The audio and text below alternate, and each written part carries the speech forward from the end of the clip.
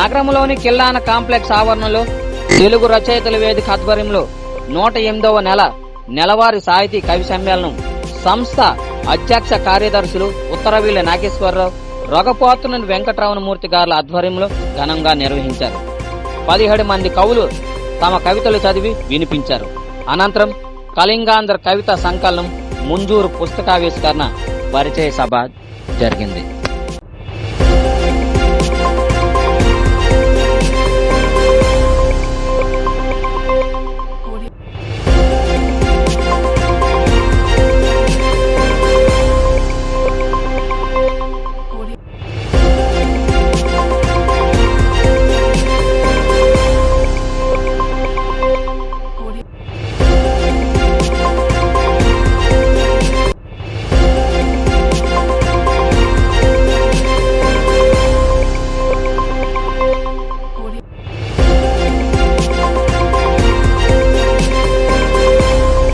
ఈ నేల చరిత్ర ఎలాంటి చరిత్ర అంటే 17 సార్లు అశోకుడు వచ్చాడు దండాచండి.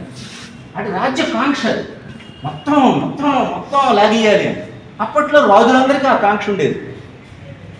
అది తప్పేమీ కాదు. దాన్ని మనం జడ్జి చేయకూడదు. అశోకుడు మూర్ఖుడు, అశోకుడు దుర్మార్గుడు, అశోకుడు శాంతి దోత ఏమొద్దు.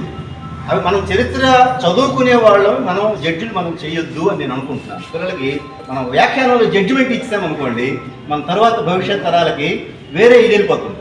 చంద్రబాబు గడగడ గడగడ లాడించింది. రాముడు కాలు పెట్టలేకపోయాడు, కృష్ణుడు కాలు పెట్టలేకపోయాడు, తగలేసాం. ఎవరిని లోపలికి రానివ్వలేదు. అలాంటి అపారమైన సాహసికులు ఉన్న నేల. అందుకే మహాభారతంలో రామాయణంలో మనం లేకుండా పోయాం. ఎందుకు పోయాము? లేవు.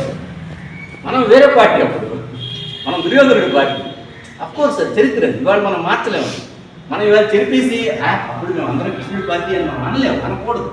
ఆవేళ మనం అక్కడ నిల్చున్నాం. మన స్టాండ్ అది, పెద్దల స్టాండ్. ఎన్ని సంవత్సరాల కిందట?